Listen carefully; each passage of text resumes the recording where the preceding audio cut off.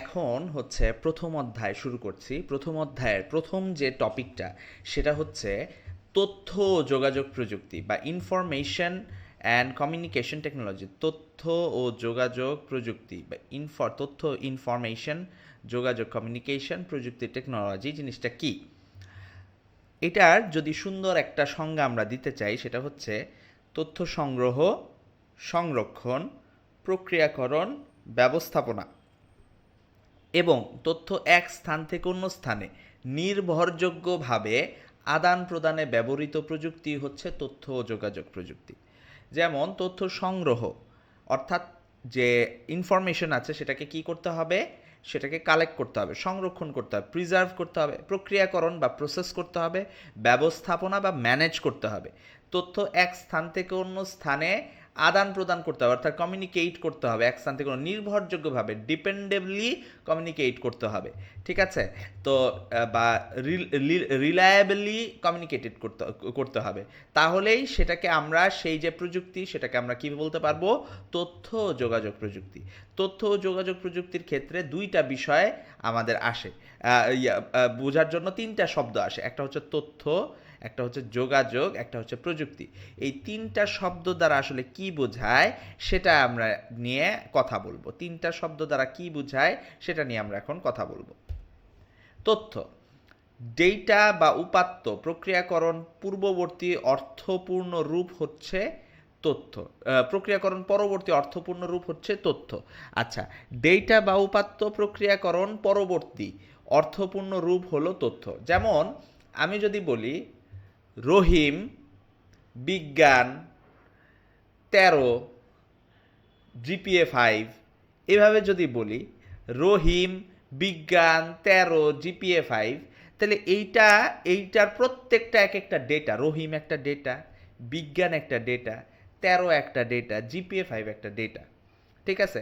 এখন এইটাকে যদি আমি সুন্দর করে একটা টেবিলের মাধ্যমে সাজাই এবং সেখানে যদি লিখি নেম, নাম, ওইখানে যদি লিখি রহিম, ঠিক আছে, তারপর যদি লিখি গ্রুপ, সেখানে লিখি যদি সায়েন্স বা বিজ্ঞান, ঠিক আছে, তারপর হচ্ছে যদি লিখি রোল, লিখি 13, ঠিক আছে, রেজাল্ট জিপিএ 5, তাহলে এটা কি অর্থপূর্ণ? তার মানে রহিম একটা ছেলে যার যে বিজ্ঞান বিভাগের ছাত্র, যার রোল নাম্বার 13, সে জিপিএ 5 পাইছে। তাহলে এই যে অর্থপূর্ণ রূপ সেটা হলো ইনফরমেশন। আর আমি যদি আপনি বলি রহিম বিজ্ঞান 13 জিপিএ 5, এভাবে কিন্তু প্রত্যেকটা আলাদা আলাদা ডেটা বা উপাত্ত, কিন্তু এটার কোনো অর্থ নাই। তো এটারে প্রক্রিয়াকরণ বা প্রসেস করা হয়েছে, প্রসেস করার পরে যে রূপটা সেটাই হচ্ছে ইনফরমেশন। তথ্য দ্বারা কোনো ব্যক্তি বা বস্তু সম্পর্কে পূর্ণাঙ্গ ধারণা পাওয়া যায়। মানুষ বিভিন্ন কাজে ইনফরমেশন বা তথ্য ব্যবহার করে। পূর্ণাঙ্গ কমপ্লিট কনসেপ্ট পাওয়ার জন্য আমার কিন্তু তথ্য লাগবে। এরপর আসতেছি যোগাযোগ বা কমিউনিকেশন। কোনো যন্ত্রের মাধ্যমে নির্ভরযোগ্যভাবে তথ্য এক স্থান থেকে অন্য স্থানে আদান প্রদান করাকে বলা হয় যোগাযোগ। কোনো যন্ত্রের মাধ্যমে এক স্থান থেকে অন্য স্থানে আদান প্রদান করলেই যোগাযোগ হবে না।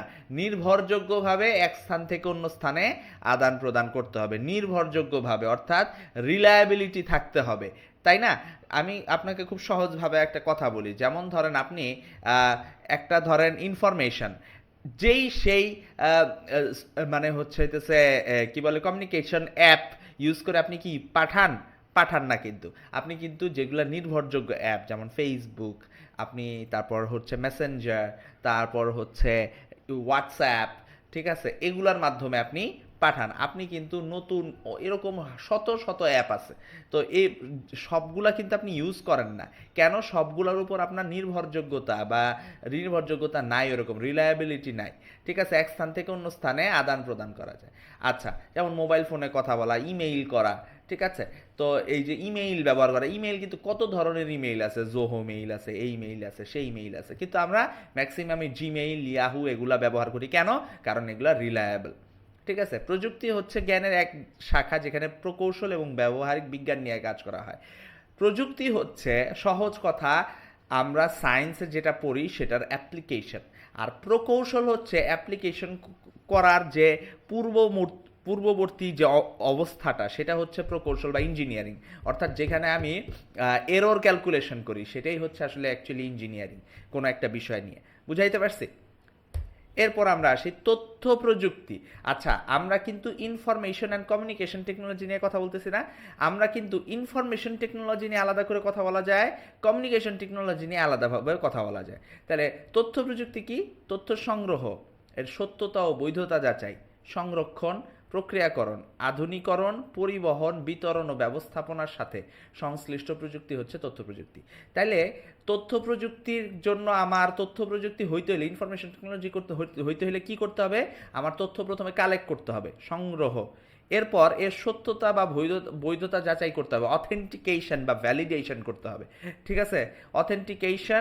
অথেন্টিকেশন বা ভ্যালিডেশন, এইটা আমার কি করতে হবে? যাচাই করতে হবে। তারপর কি করতে হবে? সংরক্ষণ বা প্রিজার্ভ করতে হবে। তারপর প্রক্রিয়াকরণ বা প্রসেস করতে হবে। তারপর আধুনিকরণ মানে কি? আপডেট করতে হবে। পরিবহন, পরিবহন মানে কি? আমার হচ্ছে তথ্য কমিউনিকেট করতে হবে, বা এটাকে আমরা কি বলতে পারি? কন্ডাক্ট করতে হবে, তাই না? বিতরণ, ডিস্ট্রিবিউট করতে হবে। যদি কারোর মধ্যে তথ্য ছড়াই দিতে চাই, ও ম্যানেজ করতে হবে। ঠিক আছে? ম্যানেজ করার যে সংশ্লিষ্ট যে প্রযুক্তি, যে টেকনোলজি, সেটাকেই আমরা কি বলি? তথ্য প্রযুক্তি বলি। বুঝাইতে পারছি? এরপর আসতেছে যোগাযোগ প্রযুক্তি বা কমিউনিকেশন টেকনোলজি। এক স্থান থেকে অন্য স্থানে নির্ভরযোগ্যভাবে তথ্য আদান প্রদানে ব্যবহৃত প্রযুক্তি হচ্ছে যোগাযোগ প্রযুক্তি। সহজ কথা, এক স্থান থেকে অন্য স্থানে নির্ভরযোগ্যভাবে তথ্য আদান প্রদান প্রযুক্তি। এক স্থান থেকে অন্য স্থানে নির্ভরযোগ্যভাবে তথ্য আদান প্রদান প্রযুক্তি হচ্ছে যোগাযোগ প্রযুক্তি। যেমন ডেটা কমিউনিকেশন ব্যবস্থার সাথে সংশ্লিষ্ট প্রযুক্তি, সেগুলো হচ্ছে যোগাযোগ প্রযুক্তি। যেমন টেলিফোন, মোবাইল ফোন, ইন্টারনেট, এগুলা। ঠিক আছে?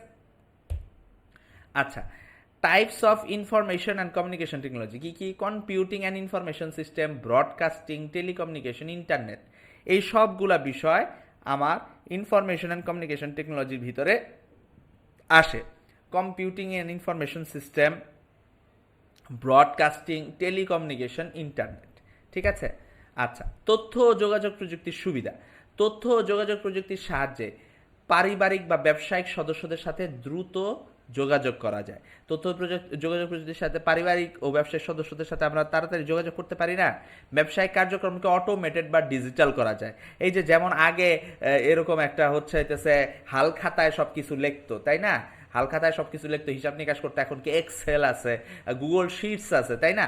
ওগুলো আমরা ইউজ করি, ফলে কম খরচেই ব্যবসা পরিচালনা করা যায়। তো ওটার জন্য হচ্ছে আমরা মানে কষ্ট কম, অটোমেশন করা যায়, যে কোনো জায়গা থেকে চিকিৎসা সেবা গ্রহণ করা যায়, তাই না? অনলাইনে এখন আমরা চিকিৎসা সেবা গ্রহণ করতে পারি। অফিসের কার্যক্রমকে সহজ করে, মাইক্রোসফট অফিস, এমএস অফিস, আগে টাইপরাইটার লাগতো আলাদা, তাই না? তারপরে ডিজাইনার লাগতো আলাদা। এখন এমএস অফিস দিয়ে আমরা অনেক কাজ করতে পারি, এক্সেল দিয়ে অনেক কাজ করতে পারি, মিরো একটা জিনিস আছে, সেটা দিয়ে অনেক ধরনের কাজ আমরা করতে পারি, তাই না? আচ্ছা, তথ্য যোগাযোগ প্রযুক্তি, তথ্যের গোপনীয়তা নষ্ট হচ্ছে। আপনি যদি একটু ট্যালেন্টেড হন, আপনি যদি একটু ম্যাথমেটিক্স জানেন, আপনি যদি কোনো মানুষের ইনফরমেশন নিতে চান, তাহলে আপনার জন্য হ্যাকার হওয়া খুব একটা কঠিন কিছু না। আপনি কিন্তু অন্য মানুষের ইনফরমেশন অবৈধভাবে নিয়ে নিতে পারেন। উন্নয়নশীল উন্নত দেশের মধ্যে ডিজিটাল বৈষম্য তৈরি হচ্ছে।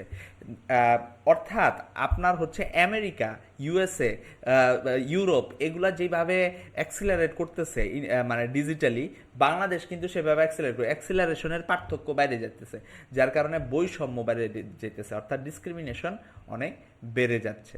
বুঝাইতে পারছি? ওকে। এরপর আসতেছে বিশ্বগ্রাম বা গ্লোবাল ভিলেজ। বিশ্বগ্রাম হচ্ছে এমন একটি ধারণা যেখানে পৃথিবীর সকল মানুষ একক সমাজের ন্যায় বসবাস করবে, একে অপরের সাথে তথ্য ও যোগাযোগ প্রযুক্তি ব্যবহারের মাধ্যমে যোগাযোগ ও সেবা প্রদান করবে। সহজ কথা হইতেছে, পৃথিবীর যে কোনো প্রান্ত থেকে একজনের সাথে আপনি এখন যোগাযোগ করতে পারেন, আপনি একজন আরেকজনের থেকে সেবা নিতে পারেন, তাই না? এই যে ফ্রিল্যান্সিং ওয়েবসাইট, ধরেন আপনি আপনার একটা এই লোগো ডিজাইন করতে হবে, আপনি ইজিলি ব্রাজিলিয়ান, ইন্ডিয়ান বা আপনার পর্তুগিজ বা যে কোনো দেশের কোনো একজন ডিজাইনার দিয়ে কিন্তু আপনি আপনার বিজনেস লোগো ডিজাইন করাই নিতে পারবেন। অথবা আপনি নিজে বাংলাদেশে বসে অন্য কোনো দেশের কাজ করে দিতে পারবেন। তাহলে আপনি কি সেবা দিতে পারতেছেন, সেবা নিতে পারতেছেন, তাই না? আবার যোগাযোগ করতে পারতেছেন পৃথিবীর বিভিন্ন দেশে, তাই না? তাহলে এই যে পুরো জিনিসটা, এটা কিসের মতো? একটা গ্রামের মতো না? একটা গ্রামের কোন জায়গায় কি হইতেছে সবাই কিন্তু সব বলে দিতে পারে, তাই না? সে তো এই যে গ্লোবাল ভিলেজ, এটা একটা কি কনসেপ্ট বা ধারণা। অর্থাৎ তথ্য যোগাযোগ প্রযুক্তি নির্ভর বিশ্বকে, তথ্য যোগাযোগ প্রযুক্তি নির্ভর বিশ্বকে বিশ্বগ্রাম বলা হয়। বিশ্বগ্রামের এই ধারণা 1962 সালে কানাডিয়ান দার্শনিক মার্শাল ম্যাকলুহান তার বই দ্য গুটেনবার্গ গ্যালাক্সি, এইটাতে উল্লেখ করেন, এই যে দ্য গুটেনবার্গ গ্যালাক্সি এই বইতে উল্লেখ করেন। এই জন্য মার্শাল ম্যাকলুহানকে বিশ্বগ্রামের জনক বলা হয়। বিশ্বগ্রাম প্রতিষ্ঠার উপাদানসমূহ কি কি? বিশ্বগ্রাম প্রতিষ্ঠার জন্য প্রথমে হার্ডওয়্যার লাগবে, যে বিশ্বগ্রামের যে কোনো ধারণার যোগাযোগের জন্য উপযুক্ত হার্ডওয়্যার লাগবে, যেমন কম্পিউটার, পেরিফেরাল ডিভাইসেস, ঠিক আছে, যেমন মোবাইল, রেডিও, টেলিভিশন ইত্যাদি এগুলো লাগবে। ঠিক আছে, সফটওয়্যার লাগবে, কোনো সমস্যার সমাধানের লক্ষ্যে বিভিন্ন নির্দেশনার সমাবেশকে প্রোগ্রাম বলে। এই প্রোগ্রাম দিয়ে আমরা কি বলি, সফটওয়্যার বানাই, তাই না? তো বিভিন্ন হার্ডওয়্যারের পাশাপাশি সফটওয়্যার লাগে, যেমন operating system, browsing software, communication software. এই যে দেখেন, এটা হচ্ছে কি, এটা মাইক্রোসফট অফিসের, এটা কি, এগুলো হচ্ছে সব ব্রাউজার। দেখেন এইখানে আছে হচ্ছে এজ, এটা Mozilla Firefox, Opera mini, safari, এটা কোনো একটা ব্রাউজার। এছাড়া আমার কি আছে, বিভিন্ন ধরনের কি বলে হচ্ছে সামাজিক যোগাযোগ ব্যবস্থা আছে, যেমন Facebook, Twitter, Instagram, YouTube, WhatsApp, Messenger, এগুলো কিন্তু আছে, তাই না? সফটওয়্যার। নেটওয়ার্ক বা কানেক্টিভিটি লাগবে, তাই না? ইন্টারনেট লাগবে, ইন্টারনেট ছাড়া কিন্তু বিশ্বগ্রাম প্রতিষ্ঠা করা যাবে, এস্টাবলিশ করা যাবে না। ডেটা বা ইনফরমেশন লাগবে, সুনির্দিষ্ট ফলাফল বা আউটপুট পাওয়ার জন্য প্রসেসিংয়ে ব্যবহৃত কাঁচামাল সমূহকে ডেটা বা উপাত্ত বলা হয়। ডেটা ছাড়া কিন্তু কোনো কিছুই হবে না, ডেটা প্রক্রিয়াকরণ। যেমন হচ্ছে, আমি আপনাকে খুব সহজভাবে কথা বলি, ধরেন খেয়াল করে দেখবেন, আপনি যখন হচ্ছে ওই কি বলে হচ্ছে ফেসবুকে বা কোনো জায়গায় সার্চ করেন কোনো একটা জিনিসের নাম লিখে, ওইটা দেখবেন কিছুক্ষণ পরে আপনার ফেসবুকে, আপনার অন্যান্য সব জায়গায় ওইটার অ্যাড দিতেছে ওই জিনিসটার। কারণ কি, আপনি যে সার্চ করছেন এই ডেটাটা ওদের কাছে আছে এবং সে বুঝতে পারতেছে আপনার এই জিনিসটা দরকার, তো সেই হিসাব অনুযায়ী সে কিন্তু আপনাকে সাজেস্ট করতেছে, তাই না? যেমন গ্রামের ভিতরে আপনি যদি একটা মানুষের জানায় দেন যে ভাই আমার তো এরকম একটা বাসা বানাবো, ঠিক আছে, তো ওটার জন্য ঘরের চালা দেওয়ার জন্য আমার টিন দরকার, তখন আপনি এই জিনিসটা কিন্তু ছড়ায় যায় যে অমুকে ইয়া বানাবে, ঘর বানাবে, টিন দরকার। দেখবেন যে বাজারে গেলে টিনের দোকানদাররা আপনারা বলবে যে ভাই আপনি নাকি ঘর বানাইতেছেন, টিন নিয়ে যান, মানুষের কাছে পৌঁছায় যাবে। ঠিক সেরকমই, ঠিক আছে, বিশ্বগ্রাম প্রতিষ্ঠা করতে হলে ডেটা বা ইনফরমেশন খুবই দরকার। মানুষের সক্ষমতা, যেহেতু বিশ্বগ্রাম প্রযুক্তি নির্ভর ব্যবস্থা, তাই বিশ্বগ্রাম বাস্তবায়নের জন্য মানুষের সচেতনতা ও তথ্য যোগাযোগ প্রযুক্তি অবকাঠামো ব্যবহারের সক্ষমতা থাকতে হবে। অর্থাৎ তথ্য যোগাযোগ প্রযুক্তির অবকাঠামো ব্যবহারের সক্ষমতা না থাকলে বিশ্বগ্রাম বাস্তবায়ন, অর্থাৎ এই যেগুলো ইউজ করার মতো মানুষ থাকতে হবে। দেখবেন যে আমাদের যারা সিনিয়র সিটিজেন তারা কিন্তু ঠিকমতো ইউজ করতে পারে না, যার কারণে তারা কিন্তু খুব একটা কানেক্টেড না। কিন্তু যারা ধরেন হইতেছে 90s এর পরে বা 80s এর পরের যারা মানুষজন আছে তারা কিন্তু মোটামুটি এগুলা ইউজ করতে পারে। 70s 60s এর মানুষ কিন্তু খুব একটা টেকনোলজি ইউজ করতে পারে না। তো যার কারণে হচ্ছে এই মানুষের সক্ষমতার যেটা, এই সক্ষমতা বিষয়টা হচ্ছে দরকার, তাছাড়া কিন্তু এই গ্লোবাল ভিলেজ এটা কিন্তু এস্টাবলিশ করা সম্ভব না।